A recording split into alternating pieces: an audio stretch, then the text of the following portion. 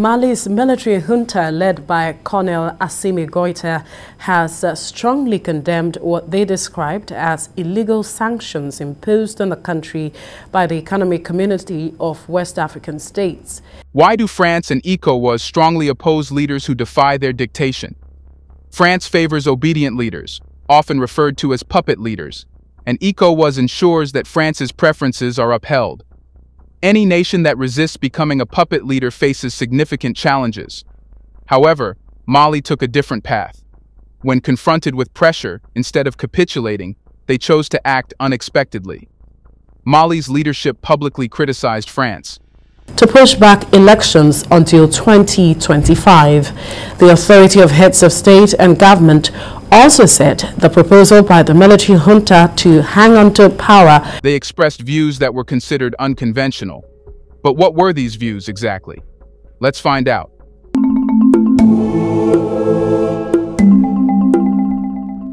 In recent times, Africa has witnessed the emergence of bold leaders who challenge external pressures and advocate for economic and political sovereignty.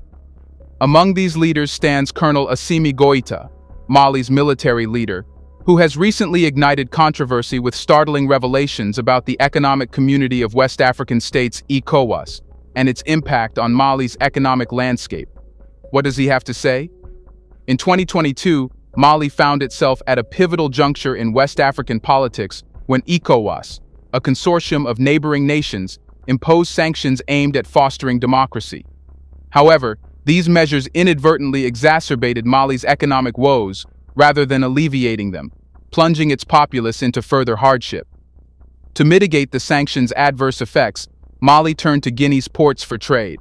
Yet, unexpectedly, the fees associated with using these ports tripled abruptly. Colonel Assimi Goïta, Mali's leader, condemned this drastic fee hike as economic terrorism, asserting that it was a deliberate ploy to exacerbate Mali's financial struggles under the guise of sanctions. In an address to the nation, Goïta minced no words. He lambasted the exorbitant fees as a calculated action to compound Mali's economic distress. His impassioned rhetoric struck a chord in Bamako, where years of political instability had already taken their toll, now compounded by deepening economic challenges. The people of Mali were incensed and disheartened. They had hoped that the sanctions would bring stability, but instead, they felt disillusioned and betrayed. Goïta's speech highlights the intricate interplay between significant geopolitical decisions and their profound impact on everyday life. Beyond mere rhetoric, Goïta's words ignited critical reflections on Mali's autonomy and the extent of external influence. His steadfast stance resonated deeply with those advocating for Mali's sovereign right to chart its course amidst external pressures. As Mali and its regional allies deliberated on these developments, Goïta's message reverberated. It underscored the complexities of balancing regional political dynamics with the welfare of ordinary Malians. The situation underscored the reality that even seemingly well-intentioned actions can yield unintended and adverse consequences. While the leader exposed ECOWAS, he also said something else that no one was expecting. In addition to the contentious issue of port fees, Colonel Assimi Goïta said something regarding France's economic influence struck a chord that reverberated far beyond Mali's borders. He boldly claimed that France had engaged in the printing of counterfeit CFA franc notes, intending to inject them into Mali's economy to deliberately destabilize it.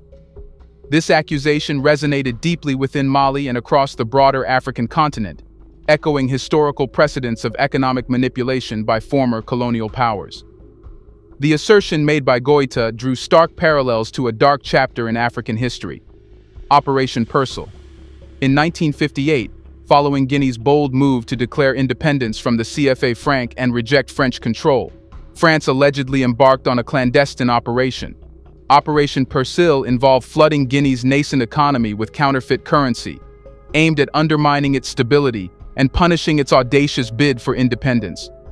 This historical context lends weight to Goïta's claims, suggesting a pattern of economic coercion and interference by colonial powers to maintain influence over their former territories.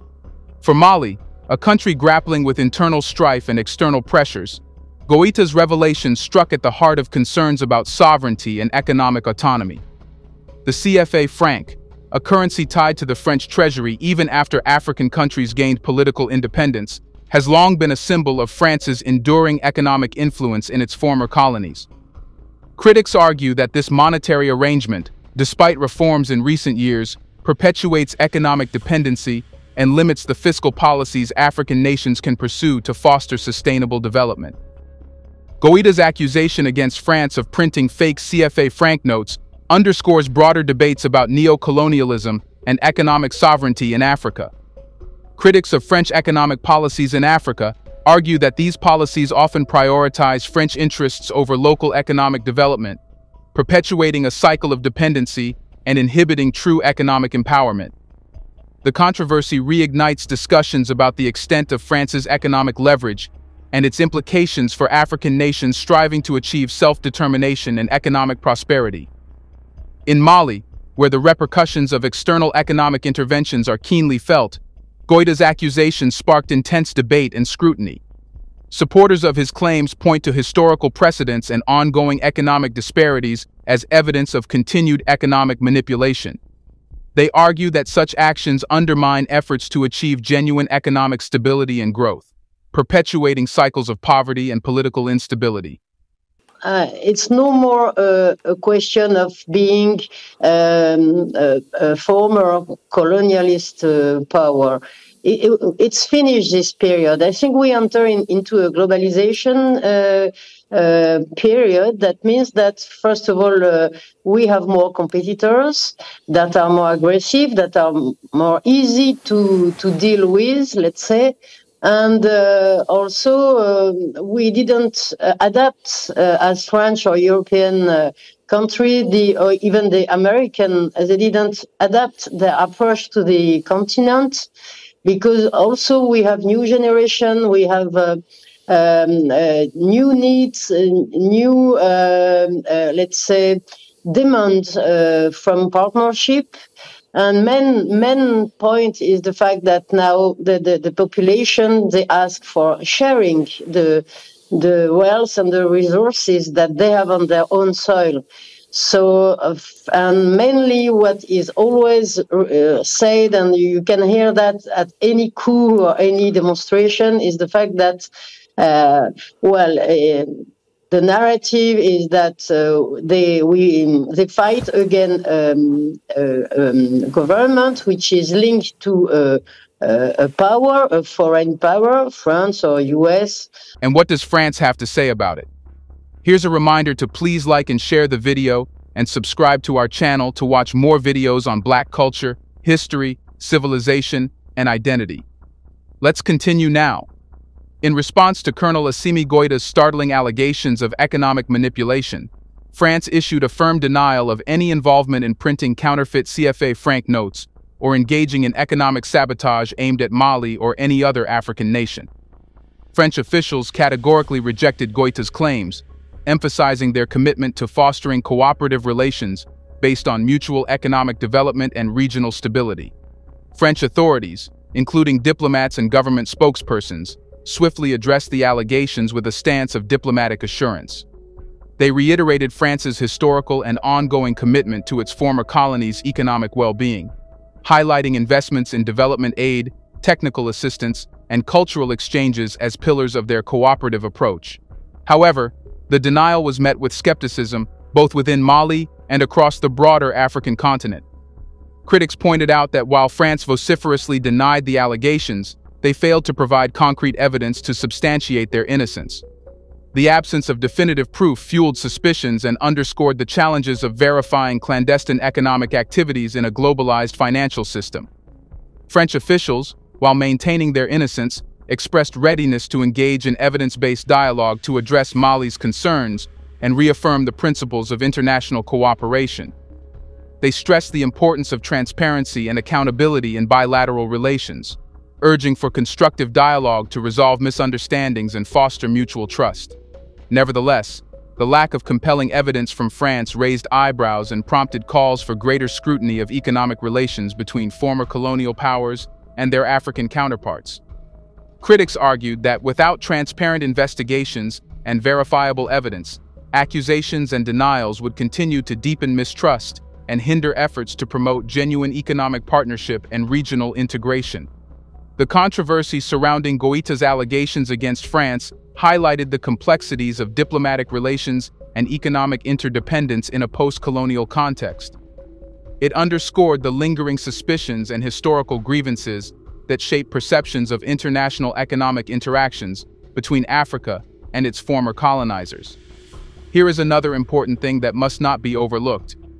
The relationship between Mali, ECOWAS, and France has been a pivotal factor in shaping regional politics and economic cooperation in West Africa.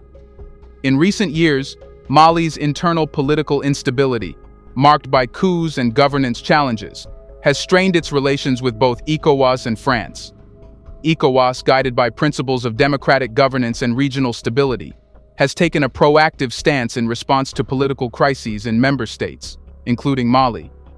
The imposition of sanctions by ECOWAS in Mali, aimed at restoring democratic norms and governance, reflects the bloc's commitment to upholding democratic principles and averting political instability.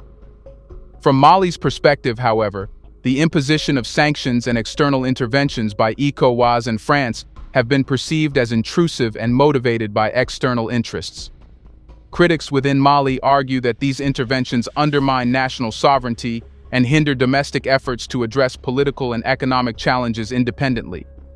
The external interference has fueled sentiments of resentment and suspicion towards ECOWAS and France, particularly among segments of the Malian populace who advocate for greater autonomy and self-determination.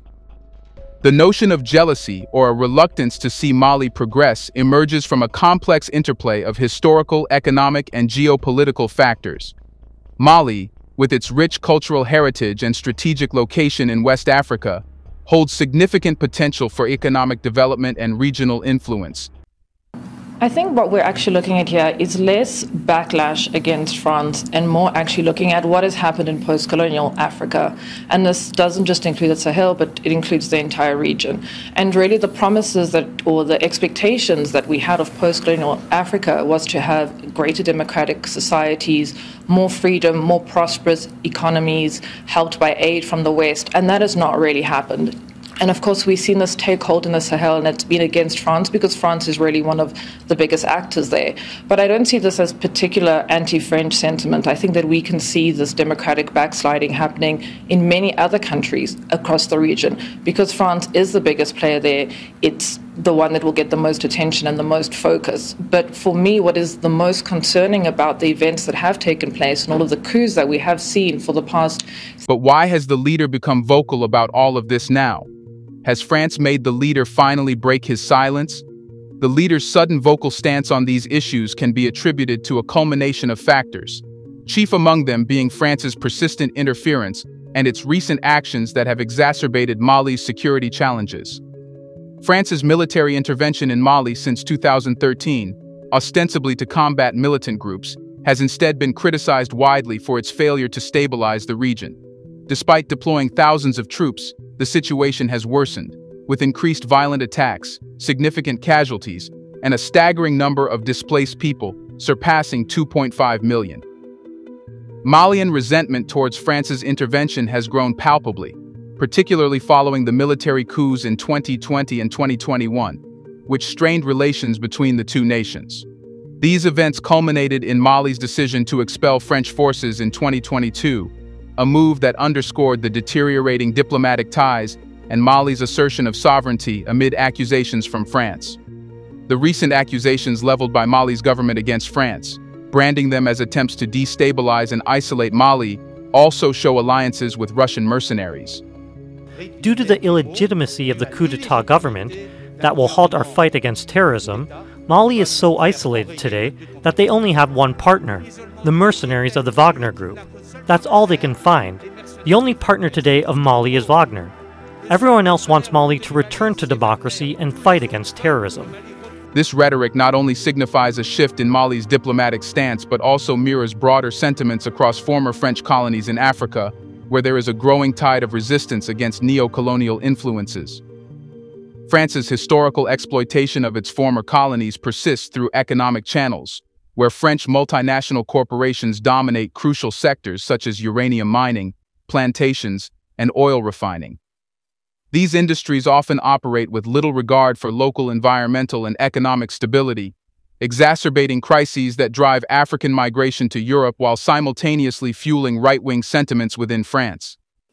Yeah, I think that's the right word. France has is the scapegoat for all security, social, economic problems in that part of the world. France had claimed that it would bring back peace in Mali, but was not able to. It's very difficult. We see the jihadist threat is spreading all over the region, and France was meant to act as a bulwark against it and especially in the case of Niger, which had become, after the fall of Burkina Faso and Mali, where France had lots of forces, France was there cooperating with the national army of Niger. Was not leading the operation, it was there as a backup, but still, it's still seen, because it's France, because of our past history, our wrongdoings during the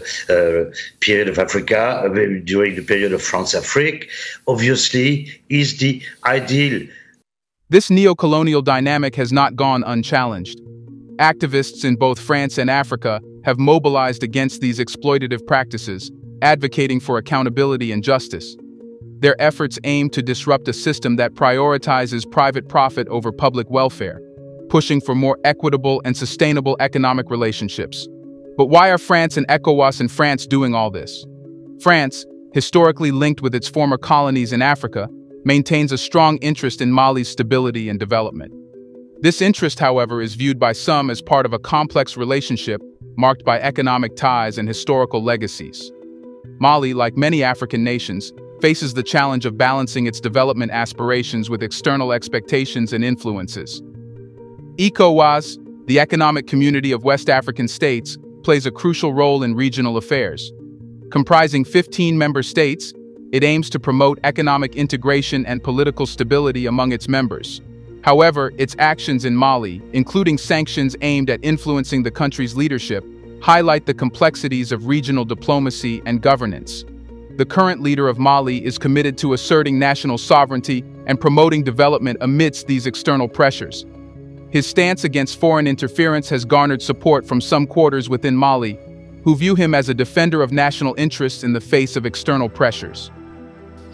Well, first of all, I think the main issue, the main consequences is, first of all, what will be the decided option? Because, as you know, the ECOWAS threatened to use force and specifically sanctions.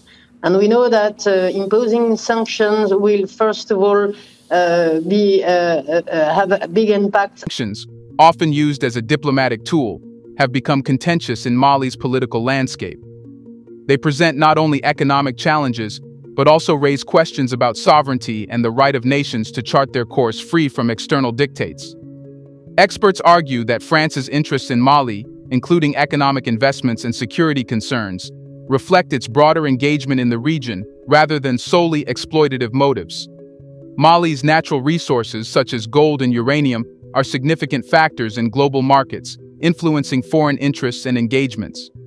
The conflict in Mali underscores broader tensions between sovereignty and international expectations, rooted in the complex legacy of colonialism. Historical relationships between former colonies and their former colonizers continue to shape contemporary dynamics, influencing perceptions and policies in Mali and beyond. In Mali's cities and rural communities alike, discussions persist about the nation's path forward.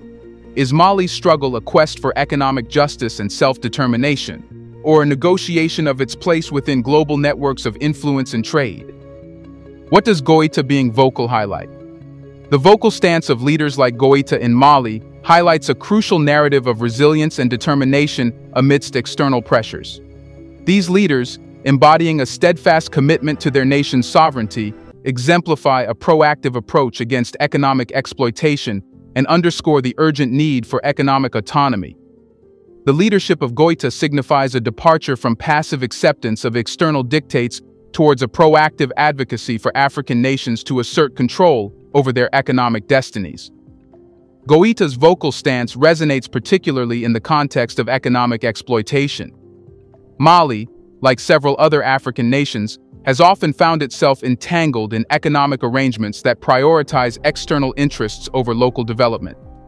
Through their vocal advocacy, Goita emphasizes the importance of renegotiating these arrangements to better serve the interests of Malians and foster sustainable development. Moreover, Goita's leadership highlights a broader shift towards economic autonomy. By advocating for policies that prioritize local industries, fair trade practices, and equitable economic partnerships, they seek to reduce dependency on foreign aid and investment that may come with strings attached. This vision is rooted in the belief that economic empowerment is central to achieving true sovereignty and national self-determination. Well, it depends on who you are speaking to and how they want to contextualize the issues regarding the expulsion. Some people in Mali have argued that it is freedom at last for the Malians and the Malian government because since after the independence, as it were, from the French colonial masters. The vocal stance of leaders like Goita also challenges the narrative of African passivity in international affairs. They demonstrate that African nations are capable of articulating their interests on the global stage and are willing to take bold steps to protect their sovereignty. This assertiveness not only garners respect, but also sets a precedent for other nations facing similar challenges to pursue their paths toward economic and political independence. Furthermore, Goita's vocal advocacy serves as a rallying cry for regional solidarity and collaboration. By engaging with other African leaders and regional bodies, they strengthen the continent's collective voice in international forums and negotiations. This unity is crucial in challenging historical injustices, advocating for fairer global economic policies, and fostering a more equitable international order. Do you think he is right? Do you support Goita? But why has he taken a stand against France and ECOWAS that most nations fail to? Let us know in the comment section. Is he not a puppet? Do you want to watch more videos like this one? If so, subscribe to our channel and press the bell icon next to it. We have decided to bring videos on something nobody talks about: the Black culture, civilization, history, and evidence about how glorious Blacks have been. Thanks for watching, and until the next video, stay tuned.